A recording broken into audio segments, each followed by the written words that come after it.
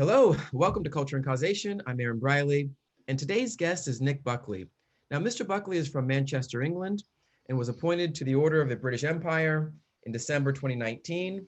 In 2011, he founded Mancunian Way, a charity devoted to reducing antisocial behavior in what I believe is in the working class youth, but we can clarify that later. Now, I first found out about Mr. Buckley through an article that he wrote called Why Black Lives Matter Are So Dangerous, where he discusses his views on BLM and what happened to him as a result of expressing these views.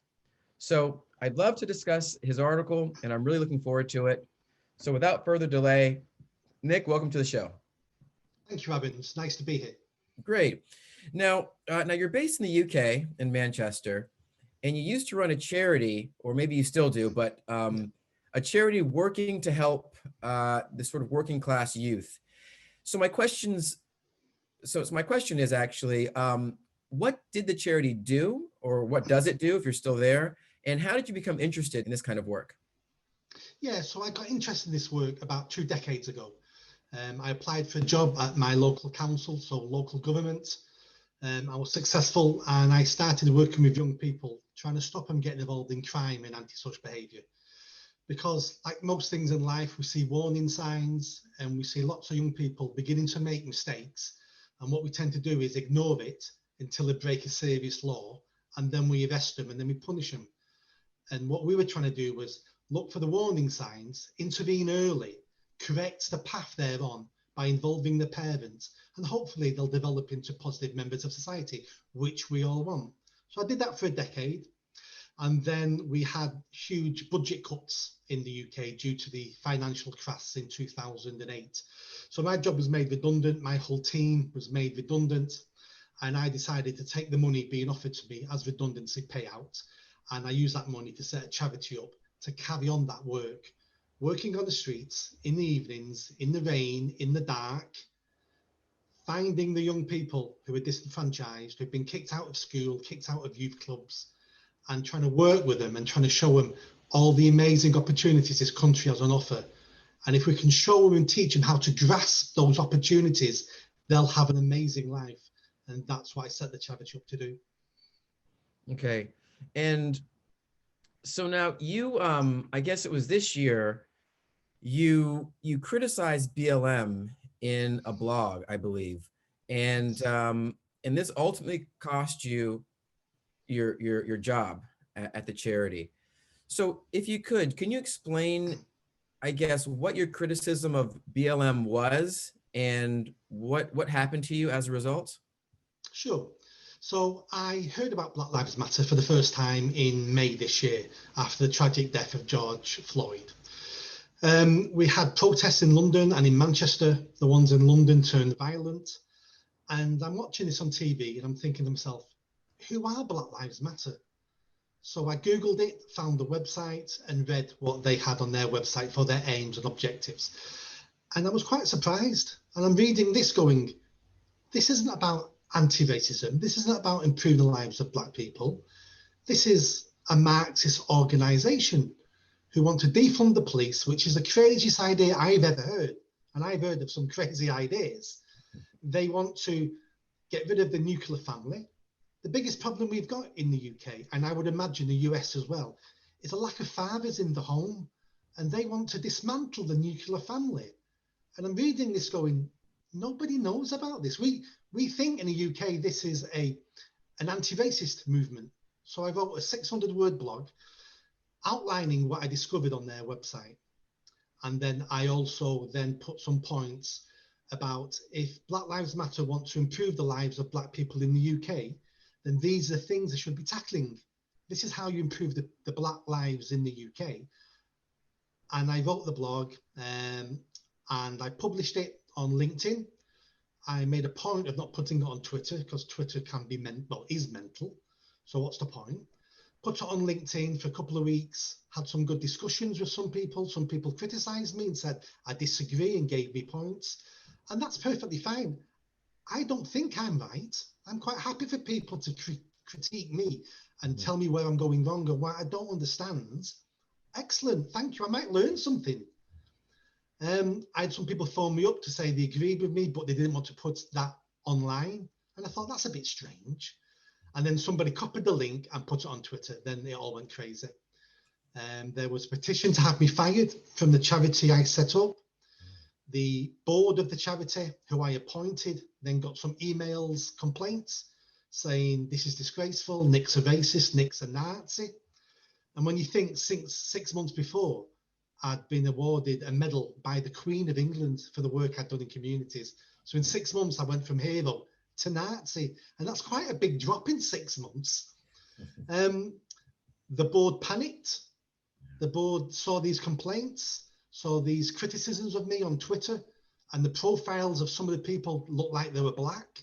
And black people must know what they're talking about when it comes to racism and racist. Yeah. So therefore, Nick might be a Nazi. So they sacked me over email. Wow. That's incredible. It's just so shocking, but I think unfortunately, this is one of the signs of our times in this cancel culture. So many people are being attacked unfairly.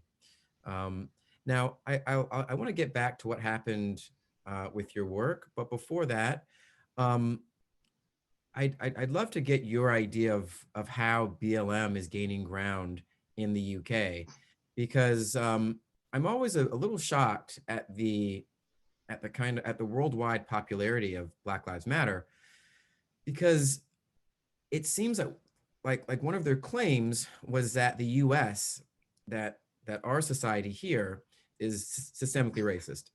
That is, there's an anti-Black racism that's infecting all of our institutions, that's causing the police to be more brutal to Blacks. And so I always thought this was something particular to the United States.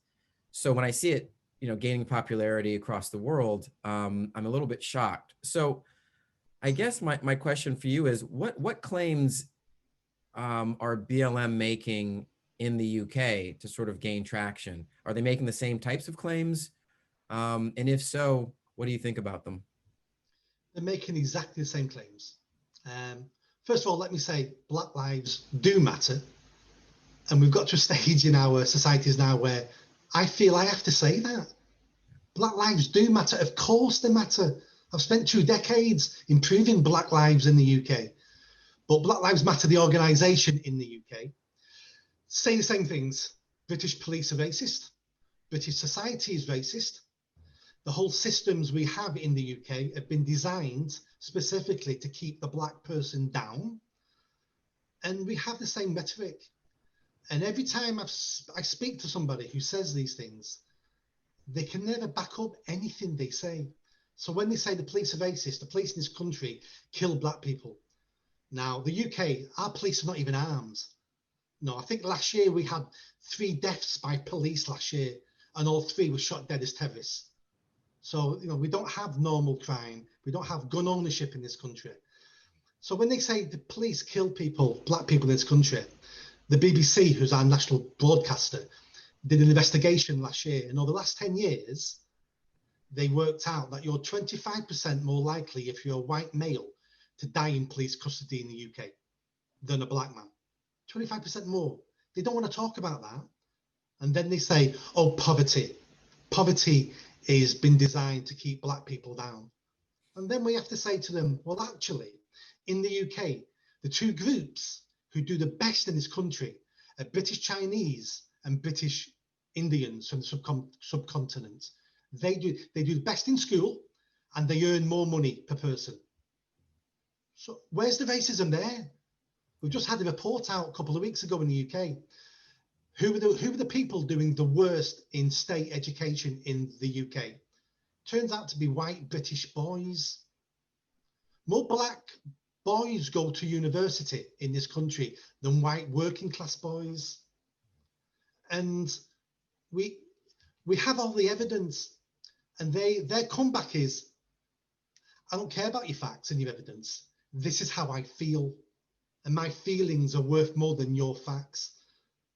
And we have to say to ourselves, well, how do you debate someone like this when everything you're saying is built on sand and it crumbles away because none of it's fact? And the reason why it took off in the UK is for 2 reasons. A, COVID. The whole world has gone slightly mad because of COVID. So in the UK, we had a national lockdown. Everybody was stuck in their houses. Everybody was on their phones, all on social media. The death of George Floyd happens. All of a sudden, there's a new trend coming from America. It's called protesting. It gives an excuse to get out the house, to meet our friends, to shout and scream in the streets, to burn off some energy and feel to ourselves that we've done something productive. So we pulled down that statue in Bristol of a slave trader. And because we pulled that statue down, 84,000 people now, black people in the UK, will have a better life. And it's like, what are you talking about? No one had even heard of the man who the statue was dedicated to. We never even heard of him. And we all just went slightly crazy. Now, the good bit of the UK is Black Lives Matter now are decreasing. And I predict this time next year, they'll be non-existent in the UK. The UK public now are turning against them. As more information comes out and more people like me speak about it, the more they realise that Black Lives Matter in the UK. They put some tweets out last month, anti-Semitic tweets. Yeah. And everybody went, oh, we didn't know they were anti-Semitic, because we know in this country what happens when people start shouting anti-Jewish slurs. We remember 70, 80 years ago when 6 million people were murdered. We remember this. And now we've got this group shouting anti-Semitic slurs. And that scared lots of people in this country. They lost loads of support. Okay. And the more this goes on, the more we see what's happening in America. The more people are going, oh, we don't want our cities burning. Yeah. And they're losing all their support. You know, over 50% of black people in this country now don't support the aims of Black Lives Matter. This time next year, they'll be gone. Black Lives Matter UK will be seen as a hiccup in our history. That's what I predict. That's what I hope. I hope so too. Now, you said that in your initial article that you wrote on your blog, you outlined what could be done to improve Black lives. You know, so can you give us maybe a few of those items of what you think could be done and where you think the focus, I guess, should be directed? Absolutely. Is the UK an equal society? No, it's not. Does the UK have privilege? Yes, it does. None of that is based on race. It's based on financial, economic power. That's what it's based on in this country. And I would imagine based the same in your country. If you've got money, you will have a successful life in our countries. And sometimes it's hard for people who don't have money, who live in the inner cities, to progress, to develop and gain wealth and capital. And that's hard. So the inequalities in our country are based on that. So how do we overcome that? So we overcome it for black young people, the same as white young people. It's about a good education. Our schooling system is better than it used to be, but it's still poor. 1 in 5 children leave our education system not meeting the bare minimum standards in reading and writing. 1 in 5. And we pay for that as taxpayers. For me, that's not good enough. And then in the cities, we have a lack of aspiration. We've got generations and generations of young people, black and white, other colours and other religions as well, all mixed up in this, who are generational, don't value education, are living on state benefits and are quite comfortable. And I like our state benefit system. I don't want people falling through the cracks and ending up on the streets. I like our welfare system. I want to pay my taxes to help people. I really do. But we've developed a system in our country now that it disempowers people. It traps people in poverty, because the second anything changes in your life and you tell the benefits office, your whole world is turned upside down. They stop all your money. Your rent doesn't get paid. You've got no money to live on. So people decide, I'm changing nothing in my life. It's not worth getting a part-time job because I'm going to be penalised. It's not worth doing this and doing that because if they cut my benefits, my landlord goes crazy because I'm going to get evicted. So we've got this system that does that. We've also got a single parent benefit system, which tells young mums, if you don't live with your child's father, we'll give you more money. And we wonder why mums are going, okay, then I'll be a single mum. I'll get more money. So we're incentivizing the wrong choices in people. And we're doing it all through compassion And for the best intentions, I get that. But sometimes we need to step back and go, we're doing the wrong things for the right reasons. So if we want to raise up everybody in our country, and that's what I want to do, where BLM want to pull everybody down to the same level, I want to raise everybody up to the same level. And we do that by giving people a great education, by telling them and teaching them. And that's the work we do on the streets with young people. You can be anything in this country. You can be anything. You really can. And I really believe it. You can be anything. Work hard. There's opportunities out there for you. You know, university in this country is free at the point of delivery. You know, it gets added onto your tax system when you get a job, when you pay over a certain amount. So you can go to university here for free, basically. There's lots of programs to get you jobs. If you make a mistake in this country and you get arrested and go to jail, that's fine. We're going to give you enough opportunity to get a job, enough opportunity to get. You've made 9 mistakes now. That's fine. We never give up on people in this country. We're going to give you enough opportunity. So when we're talking to people on the streets, and we're good, no, and a good example would be an 18-year-old. I'm sick of this country. I can never get a job. You know, this country hates me. This is the worst country in the world. And I go, well, first of all, you've never been anywhere else in the world. Why do you think there's 1 million immigrants trying to sneak into the country every day? Because this is an amazing country. They all get jobs. So don't tell me there's no jobs. What you mean is you can't get a job because you stay up all night smoking cannabis and playing video games. You can't read. You can't write. You've got a bad attitude. But we can help you with all that. And then we'll get you a job. And it's not going to be a great job to begin with, but it's the first step. And then carry on working with us. We'll get you a better job and a better job. And eventually you'll have a job where you can raise a family and pay the rent or get a mortgage. And you don't have to worry about the police coming through your door at 4 a.m. with a warrant because you're a drug dealer. And you'll have a decent life. And this country will give you a decent life. But you can't fight the system. And that's a lot of young people want to fight the system. I'm not having this. I'm not putting up with that. And we have to say to them and be really clear. You're going to lose. You can't beat the system. You either fight it and lose, or you comply and work within the system, and you're going to be successful. That's how we raise everybody up in this country. A great education, a great work ethic, give them some aspiration, and let them aim for the stars. They may not reach the stars, but they'll get part of the way there. And that's better than hanging on the streets selling cannabis.